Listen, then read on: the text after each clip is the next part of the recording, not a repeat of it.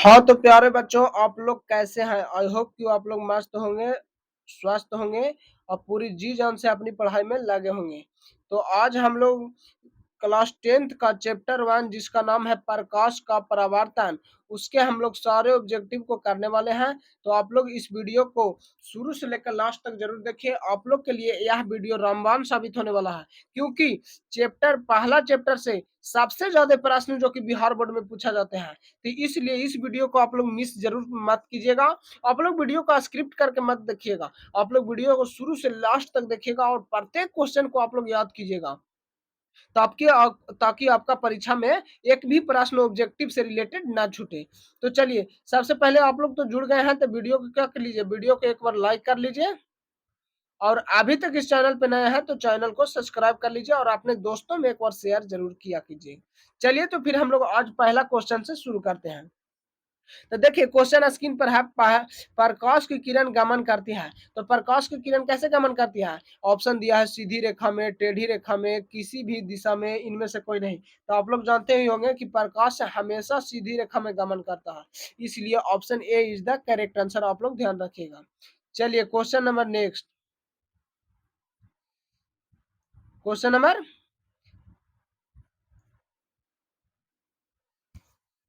अब चलिए हम लोग क्वेश्चन नंबर सीधे 2 पर आते हैं। चलिए, क्वेश्चन नंबर 2 पर चलते हैं। क्वेश्चन नंबर 2 है, प्रकाश का वेग न्यूनतम होती है। प्रकाश का वेग न्यूनतम कहाँ होता है? आप लोग जानते ही होंगे प्रकाश का वेग कांच में होता है न्यूनतम, सॉरी, कांच में। Option D is the correct answer, कांच में न्यूनतम होता है। चलिए, क्वेश्चन नंबर 3। क्वेश्चन नंबर 3 है, मोटर गाड़ी चालक के सामने लगा रहता है। मोटर गाड़ी चालक के सामने क्या लगा रहता है? तो आप लोग जानते होंगे साइड मिरर में उत्तल दर्पण लगा रहता है। Option B is the correct answer. आप लोग ध्यान रखिएगा। चलिए, तो क्वेश्चन नंबर 4। क्वेश्चन नंबर 4 है, मोटर कार के हेडलाइट में किसका उपयोग किया जाता है? तो हेडलाइट में उपयोग किया जाता है अवतल दर्पण। Option C is the correct answer. आप लोग ध्यान रखिएगा। चलिए, क्वेश्चन नंबर 5 क्या है? समतल दर्पण द्वारा बना प्रतिबिंब होता है। तो समतल दर्पण द्वारा बना प्रतिबिंब हमेशा काल्पनिक होता है, काल्पनिक और वस्तु के बराबर होता है। Option C B is the correct answer. चलिए, क्वेश्चन नंबर 6। क्वेश्चन नंबर 6 है, लेंस की क्षमता का समात्रक क्या होता है? तो लेंस की क्षमता का समात्रक होता है dioptre. Option A is the correct answer. Question number 7, प्रकाश की किरण का पथ दर्शाने के लिए चित्र कहा जाता है। इसका राइट आंसर क्या हो जाएगा? पथ दर्शाने के लिए किरण आरेख का उपयोग किया जाता है। चलिए, क्वेश्चन नंबर 8, 2 डिग्री क्षमता वाले लेंस का फोकस अंतर होगा। तो लेंस फोकस अंतर होगा 50 सेंटीमीटर। तो लेंस की क्षमता किसको कहते हैं? फोकस दूरी के व्युत्क्रम को लेंस की क्षमता कहते हैं। तो आप लोग इसे निकाल सकते हैं। चलिए, क्वेश्चन नंबर 9, उत्तल लेंस को फोकस अंतर 50 सेमी, उसकी क्षमता क्या हो जाएगा? तो उत्तल लेंस की क्षमता यानी उत्तल लेंस की फोकस दूरी हमेशा धनात्मक होता है, इसलिए +2 डिग्री हो जाएगा। Option D is the correct answer. आप लोग ध्यान रखिएगा, आप लोग इसको ध्यान रखिएगा। चलिए, क्वेश्चन नंबर आप चलते हैं 10 पे।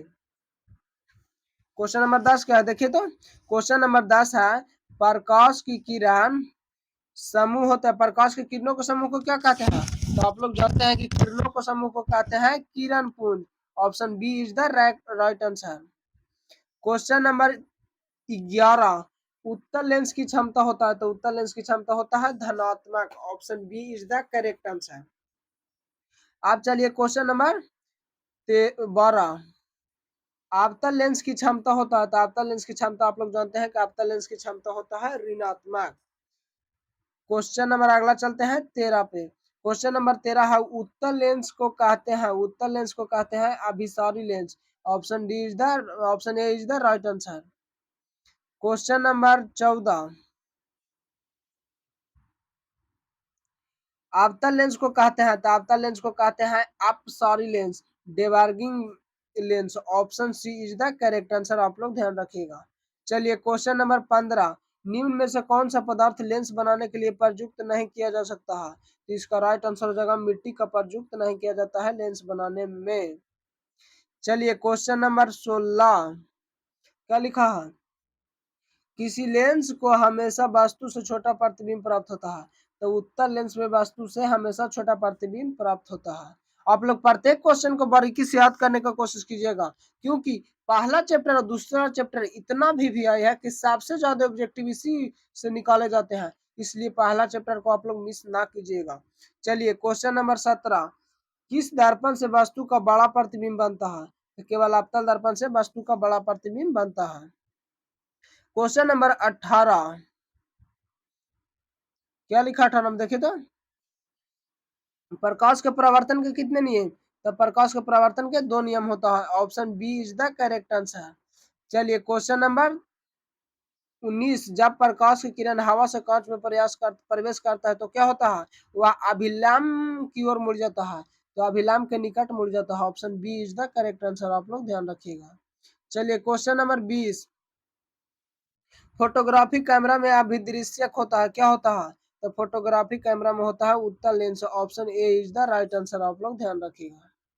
चलिए क्वेश्चन नंबर 21, साइड मिरर के रूप में प्रयुक्त होता है, तो साइड मिरर के रूप में उत्तल दर्पण प्रयुक्त होता है, आप लोग जानते हैं। क्वेश्चन नंबर 22, एक अवतल दर्पण की फोकस दूरी 10 सेमी, उसकी वक्रता त्रिज्या होगी, तो फोकस दूरी 10 है तो वक्रता त्रिज्या 5 सेमी। ऑप्शन क्या लिखा है? फोकस दूरी 10 है तो वक्रता त्रिज्या हो जाएगा 20 सेमी। Option B is the correct answer, दुगना होता है। क्वेश्चन नंबर 23, निर्गत किरण एवं अभिलंब के बीच बने कोण को कहते हैं? तो कहते हैं निर्गत कोण। Option C is the correct answer. Question number 24, सरल सूक्ष्मदर्शी में किसका उपयोग होता है? तो सरल सूक्ष्मदर्शी में उपयोग होता है उत्तल लेंस का। Option D is the correct answer. Question number 25, किस लेंस द्वारा सिर्फ काल्पनिक प्रतिबिंब बनता है? तो उत्तल लेंस केवल और केवल काल्पनिक प्रतिबिंब बनाता है। वो लेंस बोल रहा है तो अवतल होगा, अब अगर जो दर्पण बोलता तो उत्तल, लेंस में अवतल। क्वेश्चन नंबर 26, परावर्तन के नियम निर्धारित होते हैं, तो क्या हो जाएगा बताइए तो आप लोग। तो आपतन कोण बराबर परावर्तन कोण। Option A is the correct. आपतन कोण परावर्तन के नियम निर्धारित होते हैं, आपतन कोण अपवर्तन कोण। परावर्तन के कह रहा है इसलिए हो जाएगा आपतन कोण परावर्तन कोण। Option A is the right answer, B गलत दिया है आंसर। ठीक है, आप लोग ध्यान रखिएगा। क्वेश्चन नंबर 27, काल्पनिक प्रतिबिंब होता है, तो काल्पनिक प्रतिबिंब हमेशा सीधा होता है। Option A is the correct answer, आप लोग ध्यान रखिएगा। चलिए क्वेश्चन नंबर 28, लेंस में मुख्य फोकस की संख्या कितनी होती है? तो लेंस में 2 गो मुख्य फोकस होता है। Option A is the right answer. कुछ लिखा है, सर्च लाइट में परावर्तक सतह होता है, तो सर्च लाइट का परावर्तक सतह होता है ऑप्टल। Option B is the right answer. चलिए क्वेश्चन नंबर 30, दाढ़ी बनाने में किस लेंस दर्पण का उपयोग होता है? तो दाढ़ी बनाने में अवतल दर्पण का उपयोग होता है। Option C is the correct answer. Question number 31, एक उत्तल लेंस की क्षमता 1 डायोप्टर, तो लेंस की फोकस दूरी होगा 100 सेंटीमीटर प्लस में। Option C is the correct answer, आप लोग ध्यान रखिएगा। चलिए क्वेश्चन नंबर 32, क्या है? किसी गोलीय दर्पण तथा किसी पतले गोलीय लेंस दोनों की फोकस दूरी -15 तक होगा, दोनों अवतल होगा। ऑप्शन क्या हो जाएगा? Option A is the right answer, दोनों अवतल हो जाएगा। चलिए क्वेश्चन नंबर क्या है? 34, ओ सॉरी 33, क्या लिखा है? प्रकाश के अपवर्तन के कितने नियम? था प्रकाश के अपवर्तन के 2 नियम होता है। Option B is the right answer, आप लोग ध्यान रखिएगा। क्वेश्चन नंबर 34, क्या है लिखा देखिए, किसी माध्यम का अपवर्तनांक होता है, तो साइन आई बटा sine R. Option A is the correct answer, आप लोग ध्यान रखिएगा। क्वेश्चन नंबर 35, एक उत्तल लेंस होता है, किनारों की अपेक्षा बीच में मोटा। देखिए कहाँ लिखा है, सभी जगह किनारों में मोटा, ना किनारों की अपेक्षा बीच में मोटा। Option C is the right answer, आप लोग ध्यान रखिएगा। क्वेश्चन नंबर 36, अवतल लेंस की आवर्धन होता है, तो अवतल लेंस की आवर्धन होता है क्या? v बटा you. Option D is the right answer, v बटा यू, आप लोग ध्यान रखिएगा। क्वेश्चन नंबर 37, गोलीय दर्पण की फोकस अंतर एवं वक्रता त्रिज्या के बीच संबंध होता है, तो एफ बराबर आर बटा 2 होता है ना, तो आर बराबर 2f हो जाएगा। Option A is the right answer. Question number 38, solar cooker में प्रयोग होता है, तो सोलर कुकर में समतल दर्पण का उपयोग होता है ना, क्या दिया है? अवतल दर्पण, सोलर कुकर में अवतल दर्पण का उपयोग होता है। चलिए क्वेश्चन नंबर 39, उत्तल लेंस की बना उत्तल लेंस द्वारा बना प्रतिबिंब होता है, तो उत्तल लेंस द्वारा बना प्रतिबिंब वास्तविक और उल्टा होता है। Option B is the right answer. वास्तविक का उल्टा होता है। क्वेश्चन नंबर 40, उत्तल लेंस जब जब बीम एफ और 2f के बीच हो तो प्रतिबिंब बनता है, तो प्रतिबिंब बनता है बड़ा और वास्तविक। Option A is the correct answer, आप लोग ध्यान रखिएगा। क्वेश्चन नंबर 41, दो वक्रीय पृष्ठों को घिरे ठोस माध्यम को कहते हैं। दो वक्रीय पृष्ठों से घिरे ठोस माध्यम को कहते हैं गोलीय lens. Option C is the right answer. Question number 42, वाह गोलीय लेंस, क्या लिखा है? वाह गोलीय दर्पण जो बाहर की ओर से वक्रित हो, तो बाहर की ओर से वक्रित होता है अवतल दर्पण। ऑप्शन ए इज द बाहर की ओर से वक्रित हो, तो गोलीय लेंस जब बाहर से वक्रित होगा तो अवतल दर्पण बनेगा। देखिए गलत आंसर दिया है ना, इसका आप लोग option A is the right answer याद रखिएगा। चलिए 43, क्या लिखा है इसमें? देखिए गोलीय दर्पण की परावर्तक पृष्ठ केंद्र को दर्पण को कहा जाता है, तो द्वारक कहा जाता है, ध्रुव कहा जाता है। Sorry, option B is the right answer. Question number 44, किसी लेंस द्वारा उत्पन्न आवर्धन का ऐसा मात्रक क्या होता है? मात्रक भिन्न। Option D is the right answer, आप लोग ध्यान रखिएगा। क्वेश्चन नंबर 45, लेंस में केंद्रीय बिंदु को कहते हैं, तो केंद्रीय बिंदु को वक्रता केंद्र कहते हैं। ऑप्शन लेंस में केंद्रीय बिंदु को प्रकाशिक केंद्र कहते हैं। Option B is the right answer. लेकिन दर्पण में होता है तो वक्रता केंद्र कहते हैं। चलिए क्वेश्चन नंबर क्या है? 46, किसी शब्द को उसके बड़े छोटे अक्षरों को पढ़ते समय हम निम्न कौन सा लेंस पसंद करेंगे? तो उत्तल लेंस हो जाएगा ना। 5 सेंटीमीटर की फोकस दूरी का उत्तल lens. Option D is the right answer, आप लोग ध्यान में रखिएगा। क्वेश्चन नंबर 47, इनमें से कौन सा दर्पण सूत्र है ना? तो 1/f बराबर 1/u प्लस 1/v, यही तो हो जाएगा। Option A is the right answer. Option A is the right answer. Question number 48, गोलीय दर्पण वक्रता केंद्र की आंच को निरूपित किया जाता है, तो क्या हो जाएगा? वक्रता केंद्र को सी द्वारा ना, हाँ सी द्वारा। क्वेश्चन नंबर 49, निर्वात में प्रकाश की चल होता है 3 × 10⁸ मीटर पर second. Option A is the right answer, आप लोग ध्यान में रखिएगा। क्वेश्चन नंबर क्या है? देखिए क्वेश्चन नंबर 50, क्या लिखा है? दांत विशेषज्ञ में मरीज का उपयोग किया जाता है अवतल दर्पण, आप लोग इसको ध्यान में रखिएगा। चलिए क्वेश्चन नंबर कितना? 51, पतले लेंस का आवर्धन होता है, पतला लेंस का आवर्धन होगा कम। Option A is the right answer. Question number 52, मोटे लेंस का आवर्धन होता है अधिक। Option B is the right answer.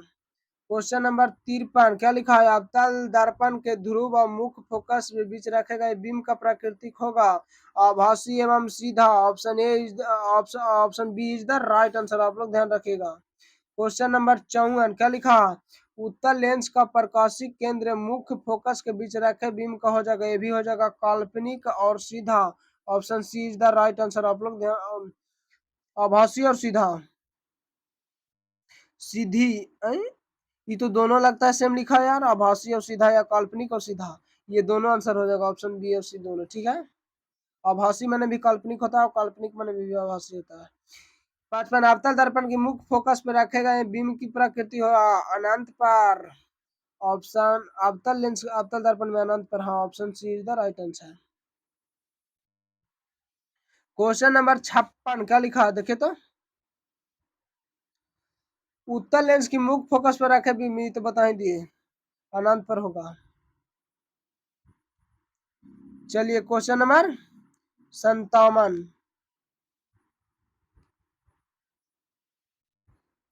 Question number 57 है, अवतल लेंस की मुख्य फोकस पर रखे गए बीम का हो जाएगा, तो इसका राइट आंसर हो जाएगा प्रकाशिक केंद्र और फोकस के बीच। Option B is the right answer, आप लोग ध्यान रखिएगा।